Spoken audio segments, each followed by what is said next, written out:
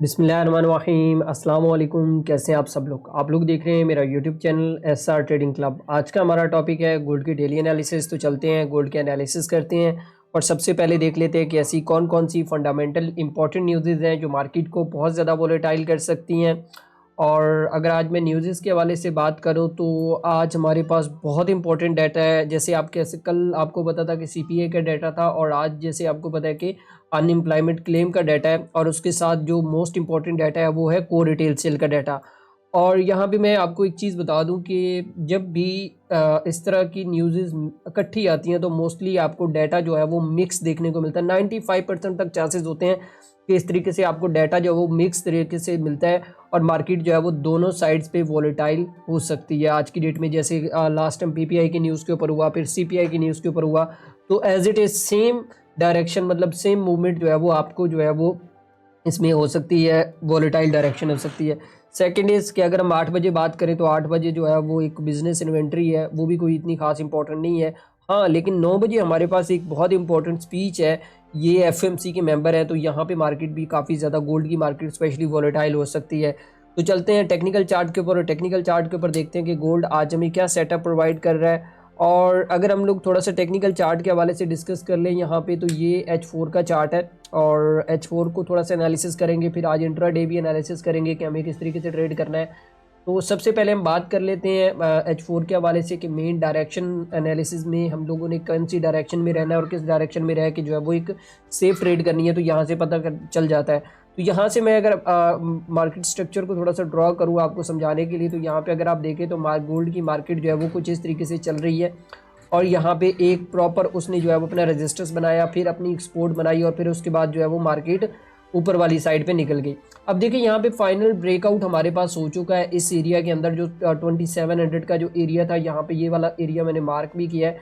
तो यहाँ पे हमारे पास एक ब्रेकआउट हो चुका है। अगर तो गोल्ड की मार्केट ये वाली कैंडल जो है वो थोड़ी नीचे आती है, मतलब फॉर एग्जांपल के गोल्ड की मार्केट जो है वो यहाँ तक आ जाती है, तकरीबन 2700 तक आ जाती है, तो यहाँ से आप जो है वो दोबारा से इसको बाय वाली पोजीशन पे देख सकते हैं। ये थोड़ा लॉन्ग टर्म एनालिसिस है, तो ये मैं उनको बता रहा हूँ क्योंकि न्यूज़ के अंदर कभी कभी ये हो जाता है कि मार्केट के अंदर बहुत ज़्यादा वॉलेटिलिटी होती है, तो मार्केट में ये वाले लेवल जो है वो चल जाते हैं।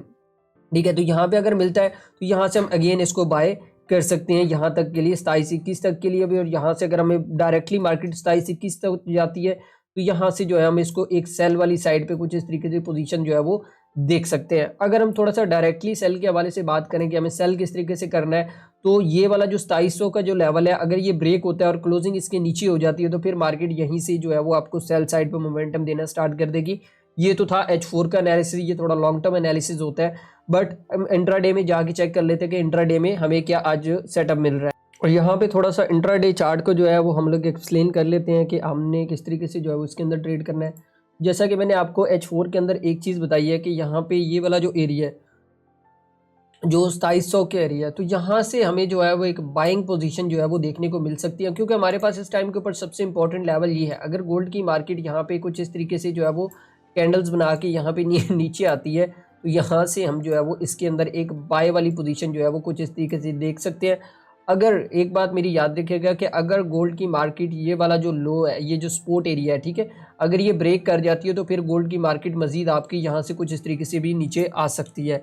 तो अगर हम M15 के हवाले से थोड़ा सा बात कर लेते हैं कि M15 के अंदर क्या चल रहा है और ये इंट्राडे एनालिसिस होता है, मैं वो भी आपको बता देता हूँ कि देखिए यहाँ पे एक चीज़ मैंने लास्ट टाइम भी आप लोगों को बताई थी कि सबसे पहले आप लोगों ने कोशिश करनी है कि गोल्ड की मार्केट को जो है वो ट्रेंड के साथ ट्रेड करना है। देखिए हमारे पास जो ट्रेड बन रही है वो भी मैं आपको बता देता हूँ, यहाँ पे बिल्कुल क्लियर कट पॉइंट्स हैं।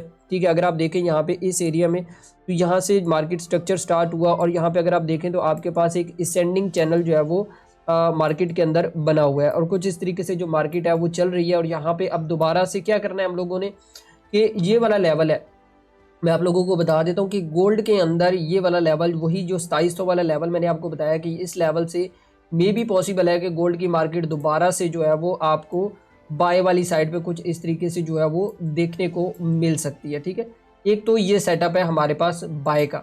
अब अगर 2700 ब्रेक हो जाता है, ठीक है, मैं यहाँ पे आपको बता दूं कि अगर 2700 ब्रेक होता है तो फिर गोल्ड की मार्केट जो है वो मजीद नीचे आ सकती है, तकरीबन 2693 तक।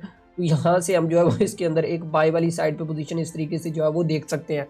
तो मेरे ख्याल में आप लोगों को एनालिसिस समझ आ गया होगा कि आप लोगों ने H4 के अंदर किस तरीके से ट्रेड करना है, H1 के अंदर किस तरीके से ट्रेड करना है और M15 के अंदर किस तरीके से ट्रेड करना है। तो मेरे ख्याल में अब कोई गलती नहीं होनी चाहिए। बाकी मैं हमेशा एक चीज़ आप लोगों को कहता हूँ कि यार जल्दबाजी मत किया करें।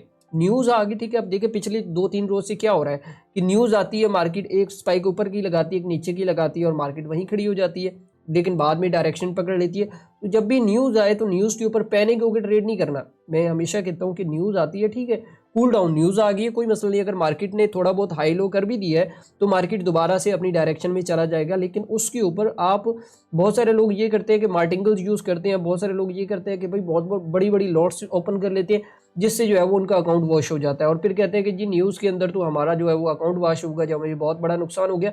असल में नुकसान जो हम लोग कर रहे होते हैं उसके पीछे की गलती जो है वो हमारी अपनी होती है, क्योंकि जब तक हम अपनी ट्रेडिंग साइकोलॉजी को बेहतर नहीं करेंगे, जब तक हम अपनी लर्निंग को बेहतर नहीं करेंगे, तब तक हम इस मार्केट के अंदर बिल्कुल भी सही तरीके से ट्रेड नहीं करेंगे। अब देखिए फॉर एग्जांपल एक छोटी सी बात है यहाँ पे कि मैं आता हूँ, मैं यहाँ पे आपको एनालिसिस करके बताता हूँ, मैं बताता हूँ कि यहाँ से बाय करना है, यहाँ से सेल करना है, ठीक है। आप अगर इन्हीं एरियाज को बाइंग सेलिंग के लिए यूज़ कर लें तो अब मुझे ये बताएं कि आपकी शान में कोई फ़र्क आ जाएगा, ठीक है।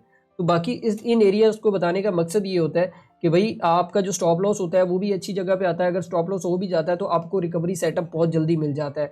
तो बाकी मेरे ख्याल में तो आपको आज का जो सेटअप है वो समझ आ गया होगा। तो बाकी दुआओं में याद रखिएगा। मिलते हैं कल की वीडियो के अंदर। अल्लाह हाफिज़।